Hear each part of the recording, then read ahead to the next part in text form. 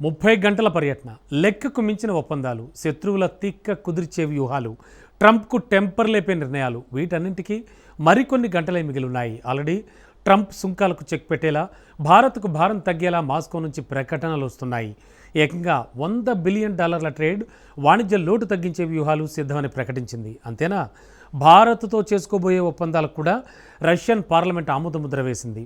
ఈ పరిణామాలే అమెరికాకు కంటి మీద కునుకు లేకుండా చేస్తున్నాయి. ఇంతకు పుతిన్ భారత పర్యటన వేళ మాస్కో తీసుకుంటున్న ఆ సంచలన నిర్ణయాలేంటి? వాణిజ్య లోటు తగ్గింపు భారత్కు ఎందుకంత కీలకం? Watch it. భారత పర్యటన వేళ పుతిన్ ప్రభుత్వం సంచలన నిర్ణయాలు. $100 బిలియన్ ట్రేడ్, వాణిజ్య లోటు తగ్గించే వ్యూహాలు. 30 గంటల పర్యటనలో అమెరికా లెక్క సరిచేసే నిర్ణయాలేంటి? పుతిన్ పర్యటన నేపథ్యంలో గ్లోబల్ మీడియా అటెన్షన్ ఇండియాపైనే ఉంది. భారత్ రష్యా మధ్య ఎలాంటి బిగ్ డీల్స్ జరగబోతున్నాయి? అమెరికా సుంకాలు సహా ఉక్రెయిన్ సంక్షోభంపై మోడీ పుతిన్ రియాక్షన్ ఏంటి వంటి ప్రశ్నల చుట్టూ అంతర్జాతీయ మీడియాలో డిబేట్ల మీద డిబేట్లు షురూ అయ్యాయి. అందుకు తగ్గట్టే భారత రష్యా మధ్య కీలక పరిణామాలు జరుగుతున్నాయి. 30 గంటల పుతిన్ పర్యటన ఇరు దేశాల బాండింగ్ను నెక్స్ట్ లెవెల్కు చేర్చడమే లక్ష్యంగా ఉండబోతోంది. అది మాత్రమే కాదు, కష్టకాలంలో తమకు ఆర్థికంగా మద్దతునిచ్చిన భారత రుణం తీర్చుకోవాలని పుతిన్ ప్లాన్ చేస్తున్నారు. భారత్తో $100 బిలియన్ ట్రేడ్, వాణిజ్య లోటు తగ్గింపు ప్రయత్నాలు అందులో భాగమే. న్యూఢిల్లీలో జరిగే ఇండియా రష్యా బిజినెస్ ఫోరం రెండు దేశాల ఆర్థిక భాగస్వామ్యాన్ని కొత్త పుంతలు తొక్కించబోతోంది. 2030 నాటికి ద్వైపాక్షిక వాణిజ్యంలో $100 బిలియన్ లక్ష్యాన్ని చేరుకోవడం ప్రధాన ఉద్దేశంగా ఈ ఫోరం కొనసాగనుంది. ట్రంప్ టారిఫ్లకు చెక్ పెట్టాలంటే వాణిజ్య పెంపు తప్పనిసరి. అది మాత్రమే కాదు, వాణిజ్య లోటును తగ్గించుకోవాల్సిందే.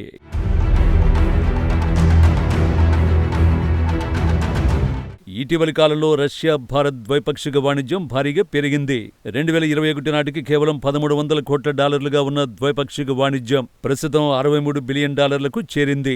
ఇందులో ఎక్కువగా భారత చమురు దిగుమతులే ఉన్నాయి. ఫలితంగా ద్వైపాక్షిక వాణిజ్య లోటు భారీగా పెరిగింది. 2021లో రష్యా నుంచి $660 కోట్ల చమురును మాత్రమే భారత్ కొనుగోలు చేసింది. ఆ చమురు దిగుమతులు ఇప్పుడు దగ్గర $6,000 కోట్ల చేరాయి. ఈ వాణిజ్య లోటును జయశంకర్ ఇటీవలే రష్యా దృష్టికి తీసుకువెళ్లారు. సాధ్యమైనంత వేగంగా ఈ లోటును భర్తీ చేయాలని మాస్కోను కోరారు. ఇక్కడ జయశంకర్ స్ట్రాటజీ భారత్ చేసిన సాయానికి బదులుగా మన వస్తువులను మాస్కో దిగుమతి చేసుకోవాలని. వివరంగా చెప్పాలంటే మన దేశ దుస్తులు, ఔషధాలను కొనుగోలు చేయాలని మాస్కోను Jayashankar కోరారన్నమాట.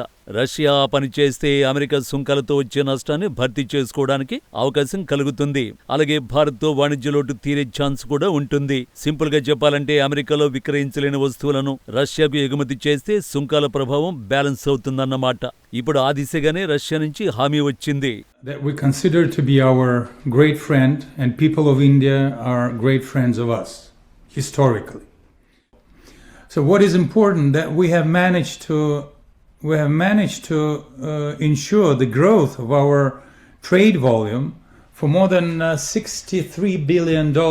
It's overall trade volume. It's quite significant, but the potential is much more higher. And we do hope that before 2030, we'll be able to reach a horizon of $100 billion. ఈయన పేరు దిమిత్రీ పెస్కోవ్, రష్యా అధినేత Putin అధికార ప్రతినిధి. ఈయన ప్రకటన విషయానికొస్తే వాణిజ్య లోటు విషయంలో భారత్ ఆందోళనలు తమకు తెలుసని చెప్పారు.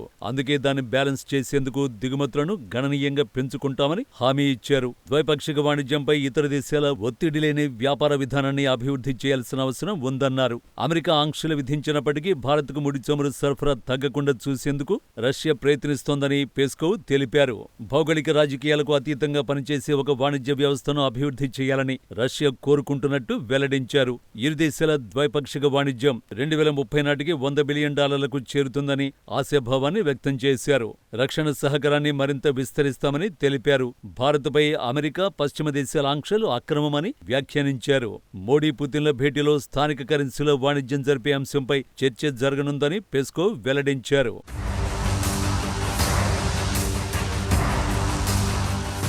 మరోవైపు అమెరికా ఒత్తిడికి లొంగి రష్యా ముడి చమురు కొనుగోళ్లను విపరీతంగా తగ్గించిన పరిస్థితిలో ఆర్థికంగా రష్యాను ఆదుకోవాల్సిన అవసరం అలాగే బాధ్యత మిత్రదేశంగా ఇండియాపై ఉందని విశ్లేషకులు చెబుతున్నారు. భారీ రక్షణ ఇంధన ఒప్పందాలతో పాటుగా రష్యాకు వివిధ మార్గాల్లో చేయూతనివ్వగలిగే కొత్త తరహా అవగాహనలపై ఇరు దేశాలు దృష్టి పెట్టాయి కూడా. రైఫిళ్ల నుంచి సుఖోయ్ యుద్ధ విమానాలు, క్షిపణి రక్షణ వ్యవస్థల వరకు పలు రకాల కొనుగోళ్లతో పాటు రష్యా సాయంతో నిర్మితమవుతున్న కుడంకుళం అణు విద్యుత్ ప్లాంటు తదుపరి దశలను వేగవంతం చేయడం, ఉపగ్రహ నిర్మాణ నిర్వహణలతో సహా అంతరిక్ష రంగంలో సహకరించుకోవడం వంటివి ఎజెండాలో ఉన్నాయి. ముడి చమురు స్థానాన్ని కొంతమేరకు సహజ వాయువుతో భర్తీ చేయడమే కాక రష్యా ప్రాజెక్టులో పెట్టుబడులు పెంచడం ద్వారా భారత్కు ఇంధన భద్రత, రష్యాకు నిలకడైన ఆదాయం అందే ఏర్పాటు జరుగుతోంది. రష్యా కేబినెట్ ఆల్రెడీ పౌర అణు ఇంధన విభాగంలో భారత్తో ద్వైపాక్షిక సహకారం బలోపేతానికి ఉద్దేశించిన అవగాహన ఒప్పందాన్ని కుదుర్చుకునే ప్రతిపాదనకు పచ్చజెండా ఊపింది.